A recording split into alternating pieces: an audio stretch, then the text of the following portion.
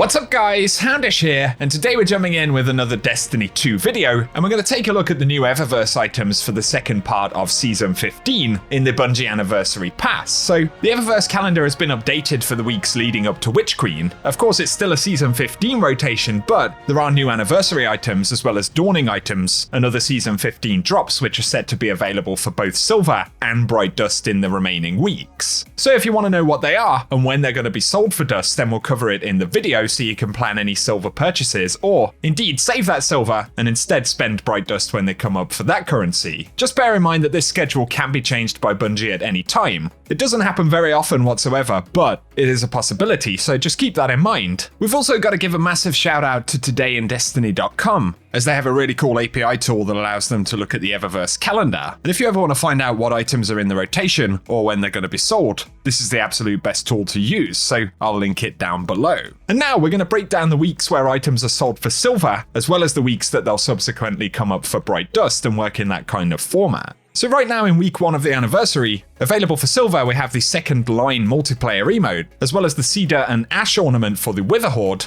plus the frictionless Road Rocket Exotic Sparrow.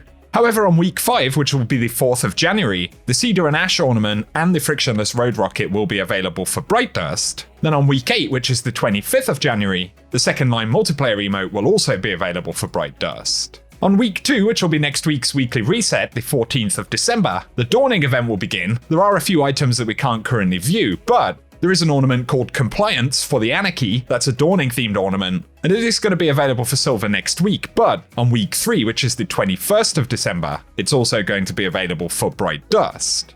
And then on week 3, which is the 21st of December, we'll have both the Ice Carving Dawning emote and the Cheer Spreader ornament for the Risk Runner available for silver. Just bear in mind that the following week, on the 28th of December, both of those items will be available for Bright Dust. Then on week 4, which is the final week of the Dawning, on the 28th of December, the Snowball Fight Exotic emote will be available, as well as the Struggle Skate Legendary emote. And it's just worth bearing in mind that both of those items will have already been sold in the first 2 weeks of the Dawning event, so they'll have already been available for Bright Dust. And then on the week beginning the 4th of January, we'll have the B-Ball Hero Exotic emote, as well as the Dead Man's Revenge ornament for Dead Man's Tale, and the Game Ghost Shell, all available for silver. However, on the weekly reset beginning the 18th of January, the B-Ball Hero emote and the Dead Man's Revenge ornament will be available for Bright Dust. Then on the following week, the 25th of January, the Game Ghost Shell will also be up for Bright Dust. The silver featured items for the 11th of January will be the We Came to Get Started exotic emote, as well as the Spark from Bone ornament for the Trinity Ghoul, and the Wheelie Shell Exotic Ghost will be available for silver,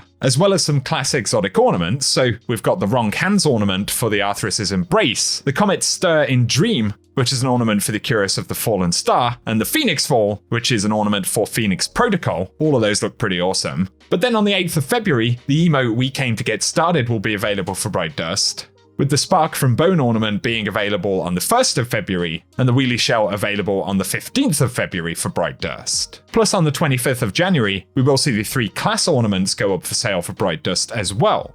Then moving to the silver items for the 18th of January, we've got the Spinning Juggle emote, as well as the Monstrous Shell Exotic Ghost, and 3 more class-based items, so there'll be the Leering Marrow ornament for the Omnioculus, the Alighted Steps ornament for the Path of Burning Steps, and the Rosin Drone for the Mantle of Battle Harmony. And all 3 of the exotic armor ornaments will go up for sale for Bright Dust on the 1st of February, with the Monstrous Shell being sold for Bright Dust on the 8th of February, and the Spinning Juggle emote being sold for Bright Dust on the 15th of February.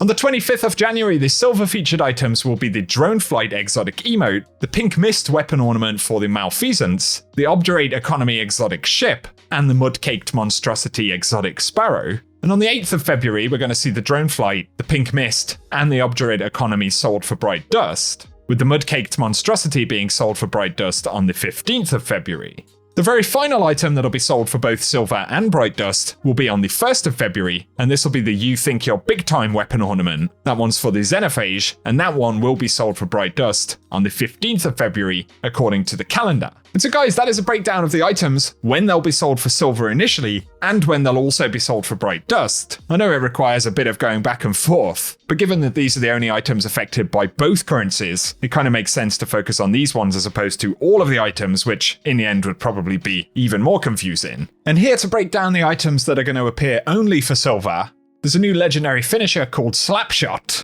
That'll be available for 800 silver on week 2. There's also the Birthday Blade legendary finisher, and that's available on week 1 for 800 silver. And then the All 4 Barrels finisher, which will be available on week 5 for 800 silver. And then we have the Lagomorpha Lunaria exotic emote right there, if I'm saying that correctly. That should be available on week 9 for 1000 silver. And then we have the Lunar Tiger Shell, which is a pretty cool ghost shell right there, which should be available for silver on week 9 as well. And that one will be 600 silver. Plus we've got the Jubilant Decree legendary emote right there. That'll cost 500 silver on week 9. The exotic emote, which will come up for 1000 silver on week 10. And then we get into a few of the ornaments here. So there is the Poison Wing Spread, the ornament for the Le Monarch. Another really nice new one there for the 30th anniversary, which is 700 silver on week 10. And then there's the Last City Silverbird exotic sparrow. That one will be 800 silver on week 10. As well as the Vantastic Shell, which is a ghost shell in a very mini van right there. Also sold on week 10 for 600 silver. And then we have the Scary Feet legendary emote, which will come up on week 11. That'll cost 500 silver. And we have the Stagecoach ornament, really nice exotic ornament for the Last Word, which will come up on week 11 and cost 700 silver. And then we've got the Trackbound Shell.